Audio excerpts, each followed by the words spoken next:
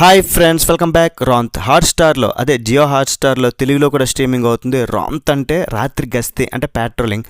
Dubbing అయితే బాగానే ఉంది, ఎప్పుడు వినిపించే గొంతుకులే, నో ఇష్యూస్. 2 hours ఉంది, ఫ్యామిలీతో పాటు చూడొచ్చు. అడల్ట్ కంటెంట్ ఎక్కడా లేదు. ఆఫీసర్ ఆన్ డ్యూటీ, నాయిట్టు సినిమాలకి రైటర్గా పనిచేసిన షాహీ కబీర్ గారు అయితే డైరెక్ట్ చేశారు.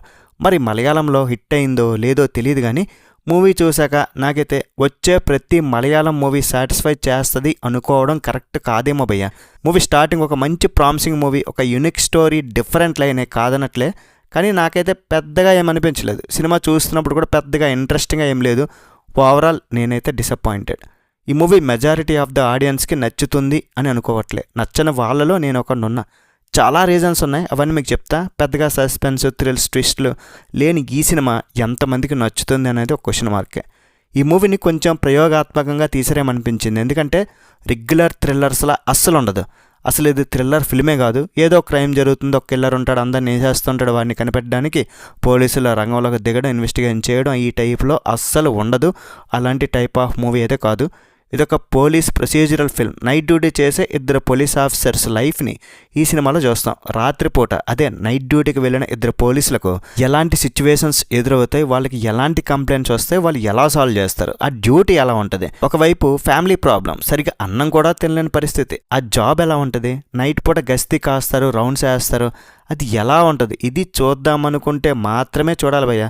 కొత్తగా ఎవరైనా పోలీస్ జాబ్లో జాయిన్ అవ్వాలనుకునేవారు నైట్ డ్యూటీ ఇలా ఉంటుందిరా బాబు అని చూపించడానికి ఈ సినిమా వాళ్ళకి చూపించాలంతే. మెయిన్ ప్రాబ్లం ఏంటంటే ఈ స్టోరీ చెప్పుకోవడానికి చాలా డిఫరెంట్గా ఉంది, చాలా సినిమాలో చూడని విధంగానే ఉంది. బట్ ఆ వచ్చే సీన్స్ ఇంట్రెస్టింగ్గా కానీ ఎంగేజింగ్గా కానీ ఏముండవు. స్టోరీ మొత్తం ఒకే నైట్లో జరిగిపోద్ది. ఒక ఎస్ఐ అండ్ ఒక కానిస్టేబుల్ డ్రైవర్, వాళ్ళకేమో కాల్స్ వస్తుంటాయి, వాకీటకాలు చెప్తుంటారు, ఇదిగో ఇక్కడ ప్రాబ్లం ఉంది, మీరు వెళ్ళండి.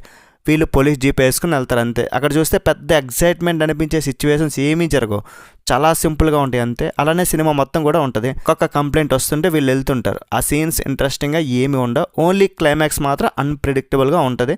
అదొక్కటే మూవీకి ప్లస్. చాలా స్లోగా, డల్గా, బోరింగ్గా కూడా అనిపించింది నాకైతే. రోషన్ మాథ్యూ అండ్ దిలేష్ పోతన్ వీళ్ళిద్దరు కూడా చాలా బాగా యాక్ట్ చేశారు. వాళ్ళ పర్ఫార్మెన్సెస్ సూపర్ ఉన్నాయి. మెయిన్గా వీళ్ళిద్దరే కనిపిస్తారు. ఎక్కువగా పోలీస్ జీప్లో అలా డ్రైవ్ చేసుకుంటూనే వెళ్తూనే మాట్లాడుకోవడమే ఉంటుంది. వాళ్ళ ఫ్యామిలీ సీన్స్ కూడా చూపిస్తారు.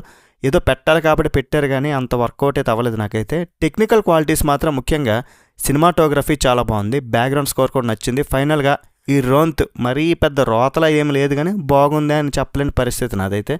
ఓవరాల్ మరి ఈ సినిమాకి నేను ఇచ్చే రేటింగ్ ఏంటంటే 2.5 out of 5. ఇదంతా నా ఒపీనియన్. మరి మూవీని చూడాలొద్దా మీరే డిసైడ్ చేసుకోండి. వీలైతే ఒక లైక్ చేయండి, షేర్ చేయండి, సబ్స్క్రైబ్ చేయండి. నెక్స్ట్ వీడియో మళ్ళీ కలుద్దాం. బై బాయ్ అండ్ జై హింద్.